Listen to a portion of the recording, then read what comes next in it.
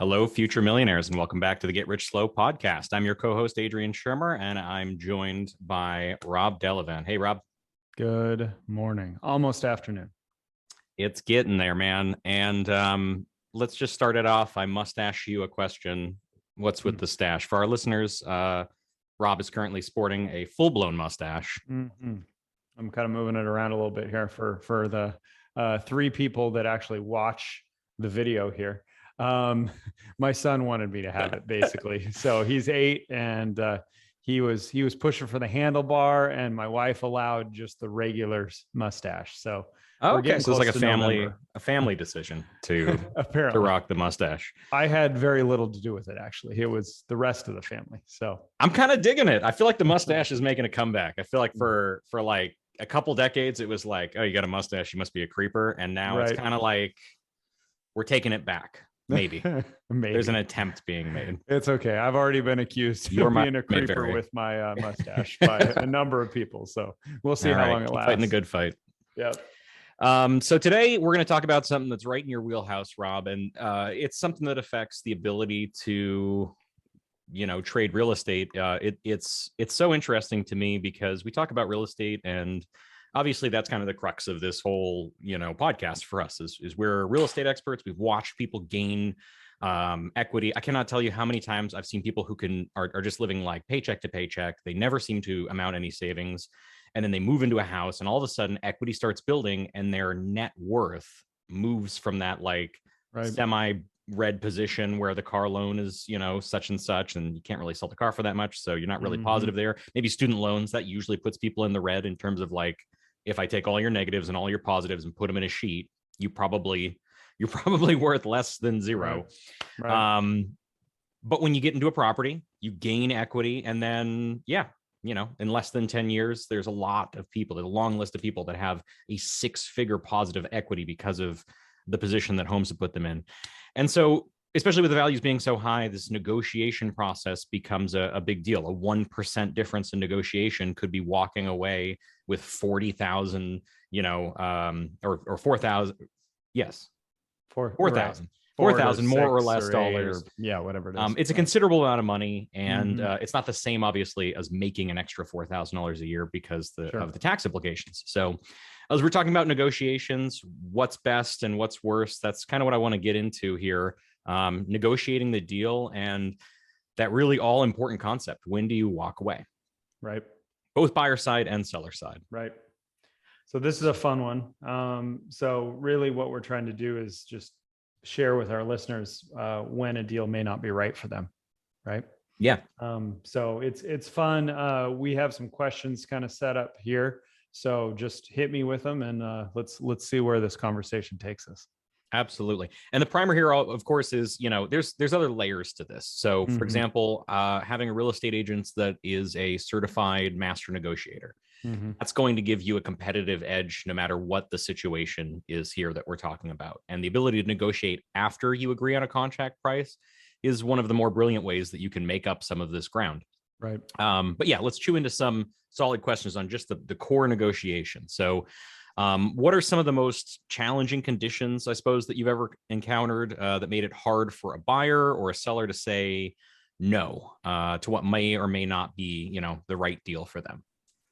So the short answer on that is the emotional attachment, right? Sure. You're buying a home. This is a huge life change intersection for someone. You're selling a home, also a huge life change intersection. We'll break down, in a few minutes, buyers versus sellers and different things like that. But the most challenging conditions are always some sort of emotional attachment, over attachment versus treating the property, the real property, as we like to say, real estate, as something other than an asset that is bought or sold, and a buyer and a seller will reach a meeting of the minds on a sale price based on the market and the condition of the property, right? And that's simple. But where it gets complicated and the most challenging for myself as the person who actually has to negotiate the deal, this is also the most enjoyable part, in my opinion, is the individuals dealing with the emotions and getting them through those emotions, making sure that we're properly listening, we're allowing those emotions to be heard, but we're not letting them overpower like sound decision making, basically. So Yeah. that I would just say that is the nutshell of the most challenging conditions we receive. It's not a seller's market or a buyer's market, or there's no inventory, or it's so competitive that things are flying off the shelf. It's never that. Those things we can just structurally and just through our experience, we can address those. It's the people involved. Real estate is buying and selling real estate is a people business. It's not as much of a property business as you think, as it's a people business. So I would fully agree with that. And we see that psychology at work all the time right now we're in what would be considered a seller's market, but you will see a number of sellers sitting there unable to sell their properties because they still have this inflated value in their mind. And it's a lot of it is, yes, what it's worth to them. They feel that I can think of one property I looked at right before buying my home in particular. I think it's still on the market, and the guy has some beautiful trees out front. They just are not worth what he paid for them or what they are objectively worth if you ripped them out of the ground and sold them.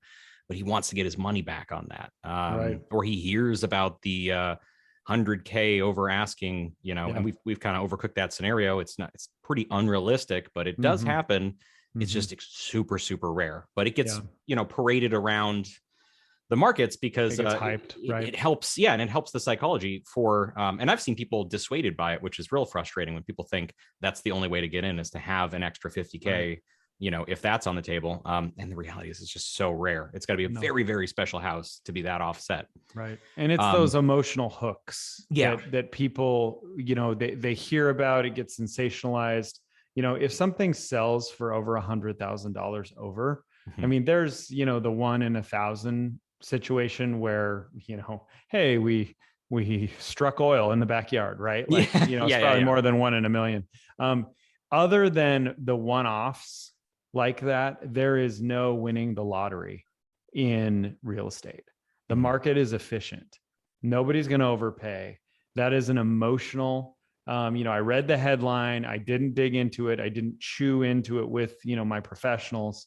If a house is listed for $450 and it sells for $550, it's because it was priced $100,000 below market. Yeah. It's fascinating. The details always get lost on those, right? I'm always like, oh, which property? Yeah. Nobody knows. Nobody knows. Right. And I can point at properties. I mean, literally we've had ones, I think in 2021, I think the most is like 125 over list, I want to say. And we knew it. And now granted, it was $1 million plus property, but it was underpriced. It was aggressively priced. And that's also of equal measure importance. We're not talking about $100,000 house that sold for 100 over. It's all relative. If that's less than 5%, then that's not really the craziest thing in the world. Yeah. If it's 50%, then it is. So, okay. Awesome. Keep me moving. All right, let's go. Let's fork off here. Seller side. What are the biggest points of advice that you could give to a seller when you recognize that it might not be the right deal for them? An offer's been made to them. How do you coach through, and they're considering taking the deal anyway for, whatever reasons pushing them in that direction? So this scenario is usually, it is also an emotional situation. And what I'm typically preaching at this point is, we know the market. We know the home is worth more than this person, this lowballer, right? I mean, that's the scenario is, hey, no offers on the property in the first weekend in this market. In other markets, it's different, but just only one offer.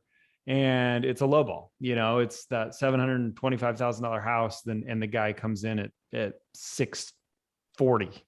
And he says, hey, I'm going to be, this, or, even at 6. I mean, it does happen.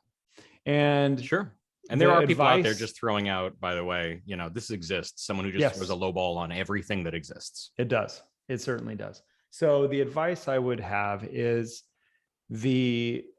first of all, excuse me, bless me.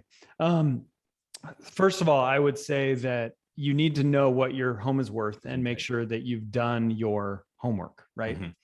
And I mean, at a 725 list price, maybe it's worth 715, maybe it's worth 735, but it's not worth 75,000 less. That's not, I mean, if that's the case, then you seriously need to question your real estate professional. Now, their expertise. Now, what ends up happening is in a scenario like this, you have to understand that person's going in on a low ball, and that's not the price that they necessarily expect to pay. So you have to understand that. You also have to be willing to go through the process of countering. You have to lean on your professional, and you need to make sure that you're not, saying, oh crap, my house is only worth this. Like, yeah, you have to be willing to say, okay, I'm going to be patient and see what else the market will bring me. With that said, if I have a 725 listing and somebody comes in at 640 and I believe it's valued between 615 and 635, I'm going to counter it. And the fun part about that I say all the time to my brokers, as well as brokers that I negotiate with, is I say, hey, bring me a great offer. And I'm purposely saying great, but sometimes they come in with that $640,000 offer on a 725 listing. And I'll tell them, thank you. I appreciate it. I love offers, because what that means is, okay, now we're going to engage. Yeah. And I'm going to counter back, and I might counter back at 720, 715, what I think it's worth. I think it will appraise at this. And, let me know what your buyers are thinking. And they're going, well, you only came down 10K and I was 80K below you. It doesn't matter. Let your real estate broker work their craft. Don't take it personally. And there might be a time where you just need to walk away if they come up. But what it usually ends up happening is you can usually work them up to roughly what the market value is. And, if you can't, walk away, no problem. But hey, I'll swing at pitches all day long, right? Yeah. We love offers. We'll work with them. We'll engage. We'll go through the process. So that's the advice I would give with that seller. Is there a point where you don't counter? Is there a point where you just go, nope? Occasionally, and usually it's quite often it's because I know the broker on the other side, and they might have they may have a reputation of that. But here's the thing: I'm still going to serve my client, even if I do know the broker.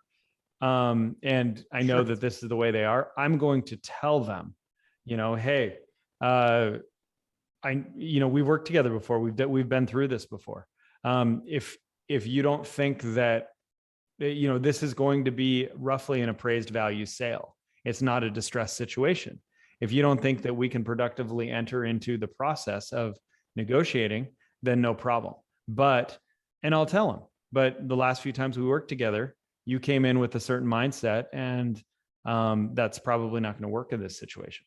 And if they have a reputation for it, I'll call them out. I'll just say, hey, you have a reputation for lowballing, and it's a small world. And what's fun about that is if I make an accusation like that, they immediately start saying, no, I'm not a lowballer. I'm this, I'm not that, and they literally have to then, just from an ego standpoint, quite often talk their way out of that they're a lowball, that they're just a person that's cheap, right? Nobody wants to be accused of being cheap. Hey, you can accuse me all day long, but most people can't handle that. So, so it's an interesting point. And that's where it really gets fun, because I am able to get into the psychology of having somebody basically defend themselves and talk themselves out of putting their cards on the what table. they just did. Right. Yeah, so, absolutely. That's fine. So let's flip to the other side then, buyer side. What are some points of advice to the buyer when you recognize that it might not be the right deal for them, or, and they're considering just going for it anyway, right. And I'm going to say one of the most common reasons for that is probably what we refer to as like the buyer fatigue, right? You've made Sure. 3 or 4 offers, they didn't work Right. out. Could just be absolutely just be luck of the draw. Yes. But sometimes people will take, and this is one thing I got to say about this whole market, anecdotal evidence will screw you over. Do not Right. go out and make a few offers and think you understand the holistic, market. There's a huge luck factor, and you might just get paired up with, like I said, the seller that I just talked about who was overvaluating his house. You Right. can make an offer at a reasonable price all day long. It's not your fault that it doesn't go through. Right. So try not to internalize the Right. failure. If you're not used to it in your regular life, it can be a little bit daunting to hear the no's.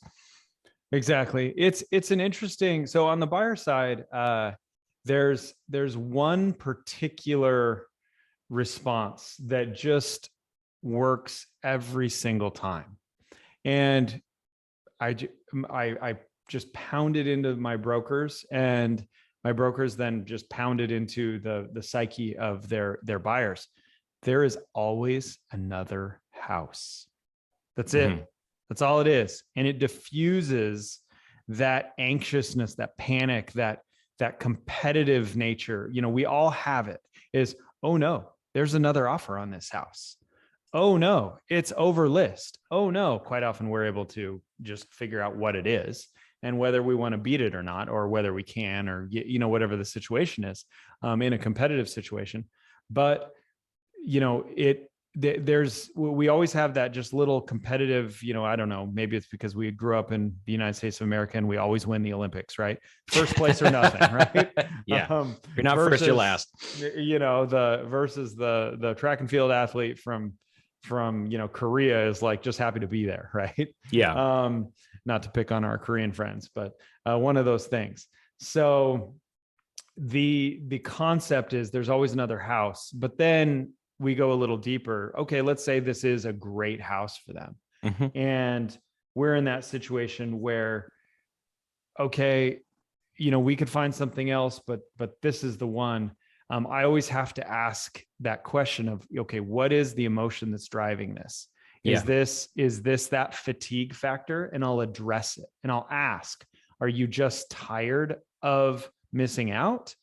Or is this truly the perfect house? Let's revisit your wants and your needs, those sorts of things. Yeah. And it gets very interesting through that process. The other thing is we found that most of our clients on average, we're even during the time when the industry as a whole was writing 5, 6, 7 offers over the last, basically 9 months or so, and really over the last 24 months or so.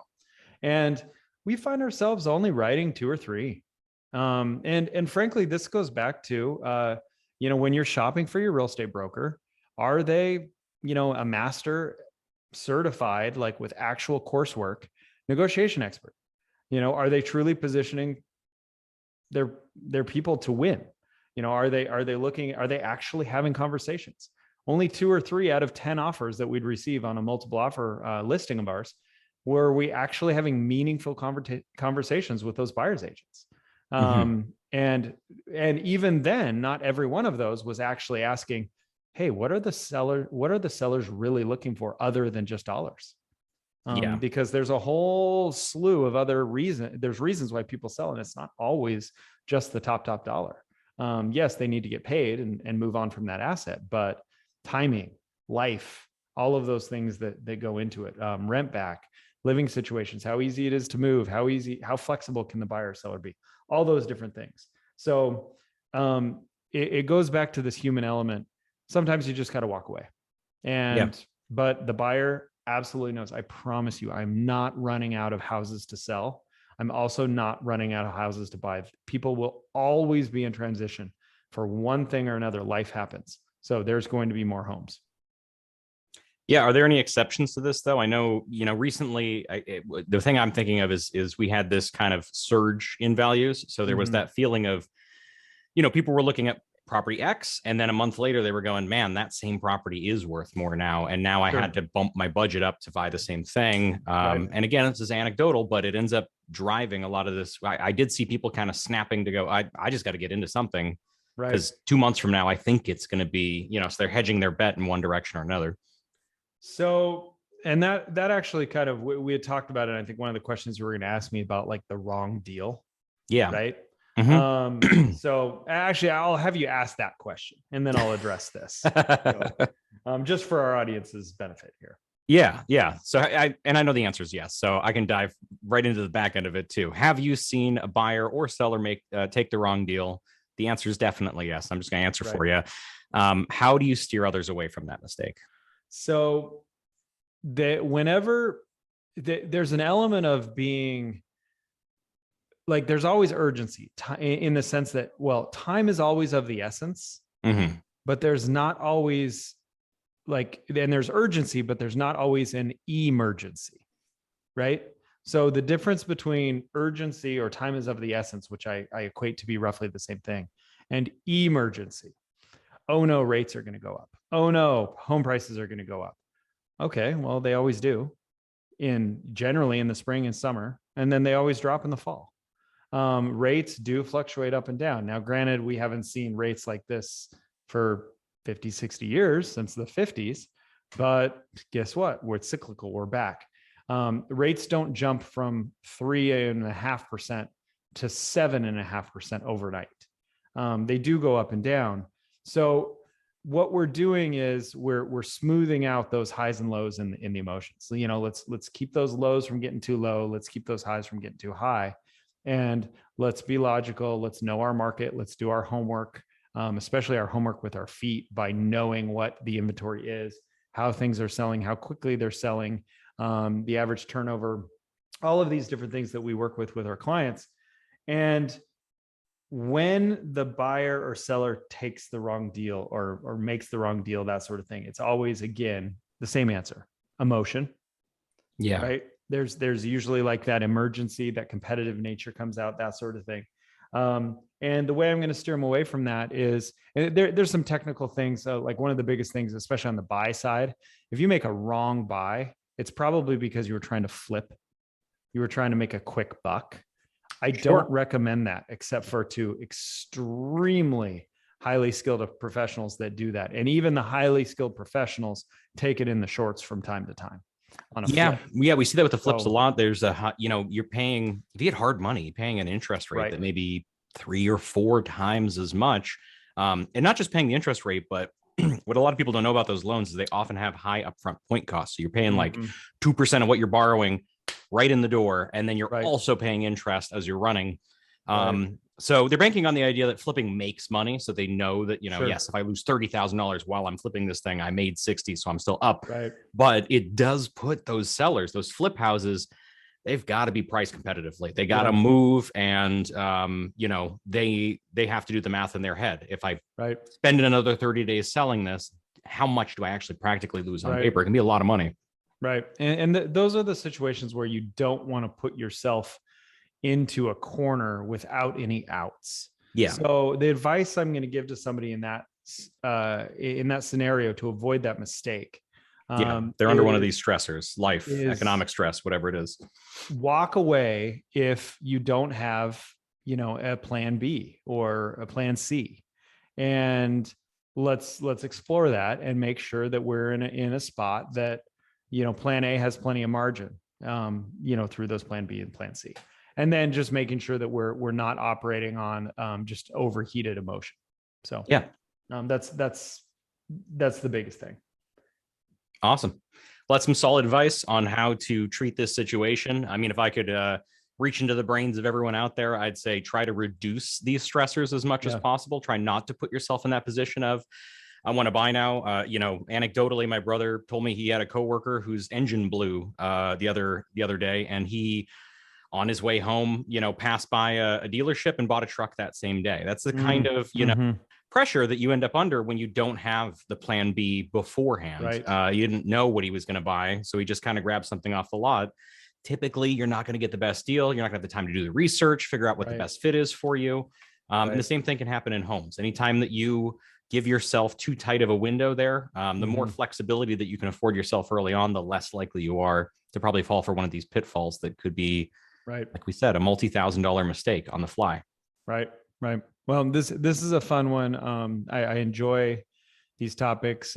Just bottom line on the negotiation piece, if it's just a situation where it's over emotional and you're over connected with the property, or you don't have any options, plan B, that sort of thing, then that's when you walk away. It's not so much about price. It's about what the plan is. So yeah, absolutely. That's where you're coming from. And if you stick to the logic side, you're not going to be overwhelmed by the emotion side, which is where, people get trapped. So awesome advice. All right. Thanks for joining us, folks. We'll catch you next time on the Get Rich Slow podcast. Have a good week out there. Thank you all.